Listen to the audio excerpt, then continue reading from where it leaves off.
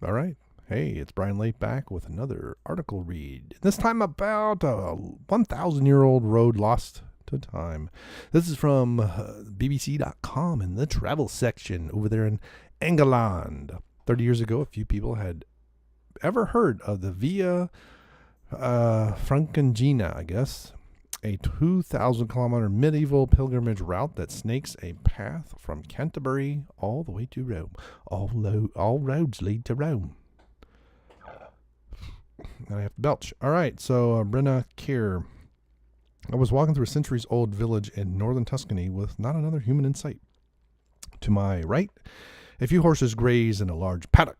To my left, beyond an old stone house that looked as though it had stood for hundreds of years, a thick copse, expanded into a forest of oak, chestnut, holly, and ash trees. No Oxford comma from the BBC? Really? That chafes my shorts. There was no sound except the buzzing of insects and the drumbeat of my feet hitting the path. A path that I realized had become harder underfoot. I stopped and bent down, my pack weighing heavily on my back.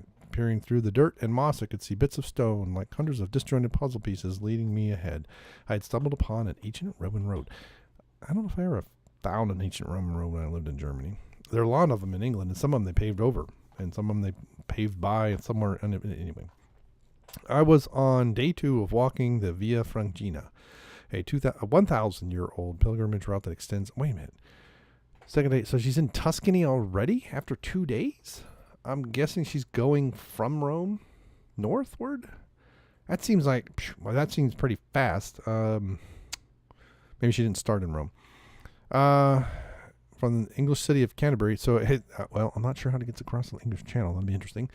It's a name as a nod to the fact that it travels through France, but during its historic route, it was also known as the Via Roma, the city where it leads. Walking over long distances, sometimes as far as 24 kilometers a day, was new to me.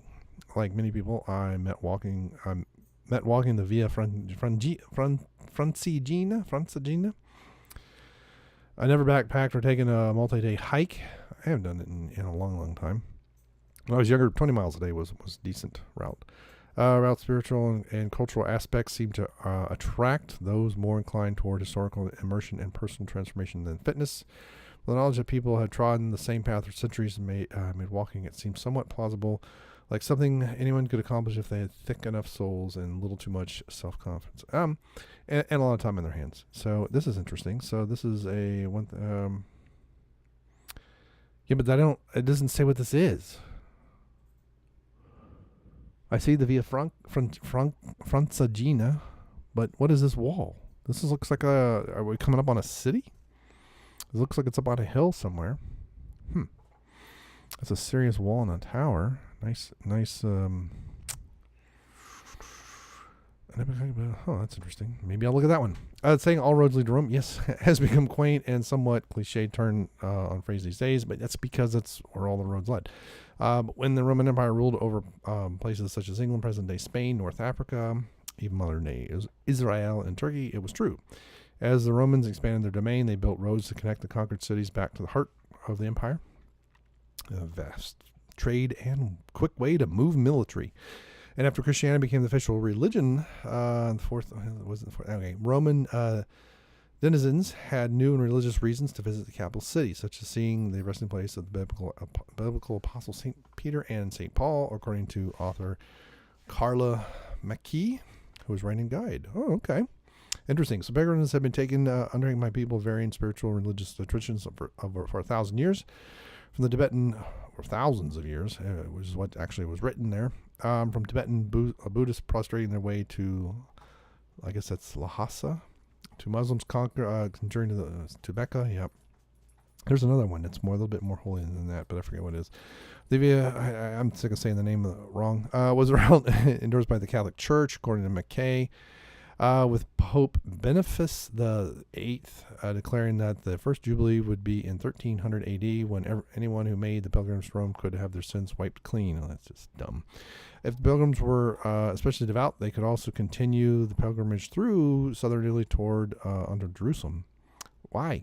It doesn't. Well, I guess if you get on a boat, it leads you to Jerusalem, but you actually have to go back north and then around. I forget where Mario and Andretti is from.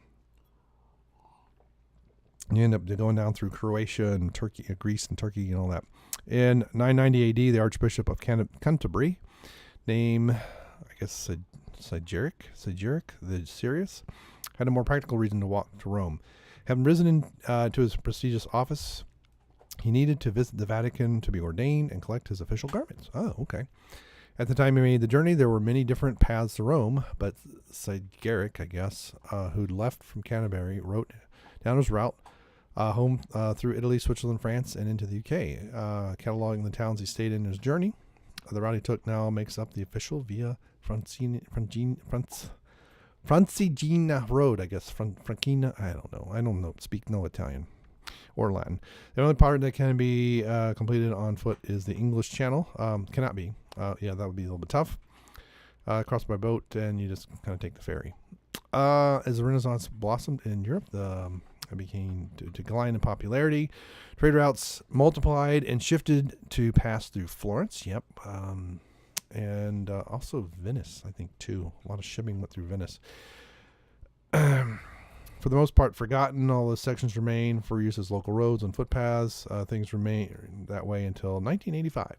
That year, a Tuscan anthropologist, writer, and adventurer named, more Italian names, Giovanni Casilli, I think it's Casilli, I think 2 L's is like a Y, was looking for new topics to write travel books about. Well, that's interesting. As an enthusiastic hiker, he also walked the old Silk Road through China, Uzbekistan, and Tajikistan. Boy, that's some dangerous country there.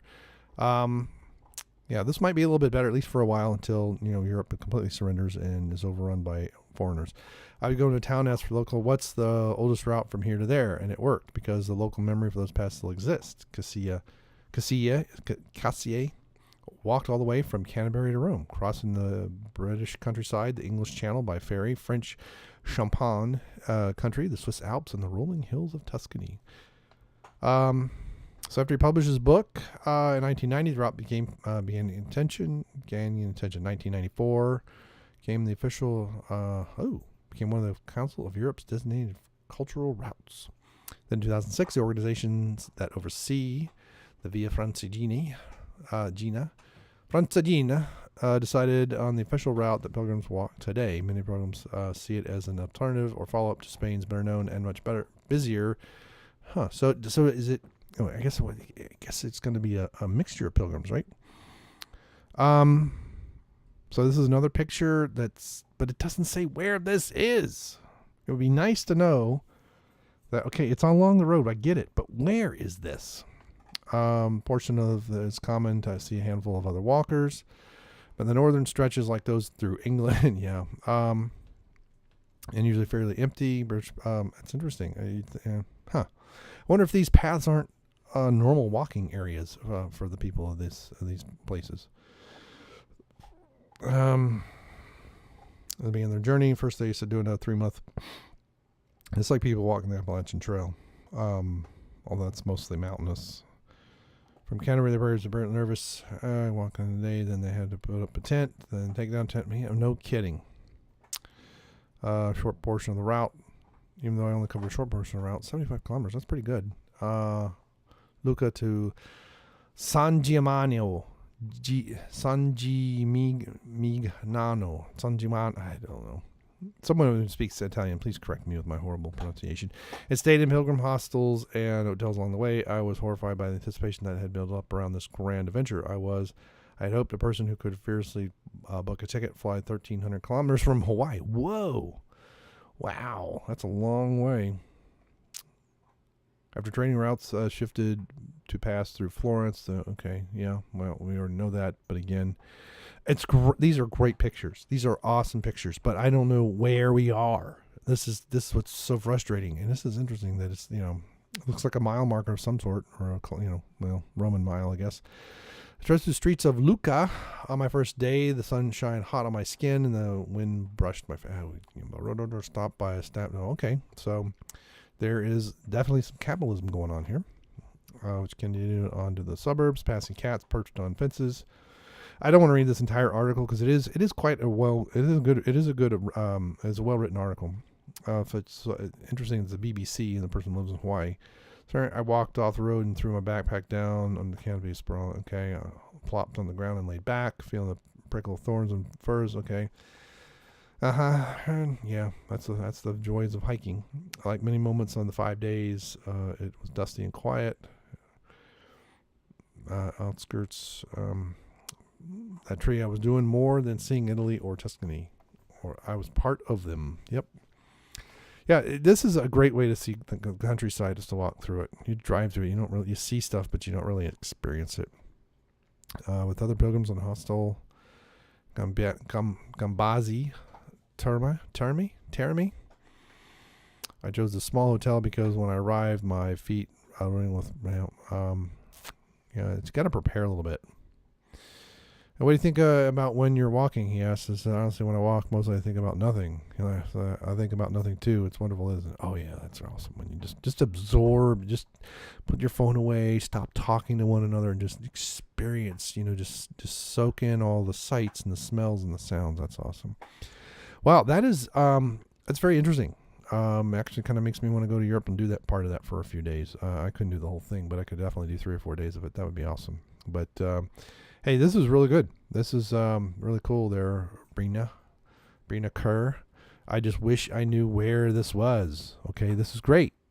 But I don't know where this is. Beautiful pictures though. And thanks for sharing your experience. So what do you think? Do you think you want to walk parts of the Via Francigena? Francigena. And how do you say all these place names properly? Let's have a discussion. Thank you very much.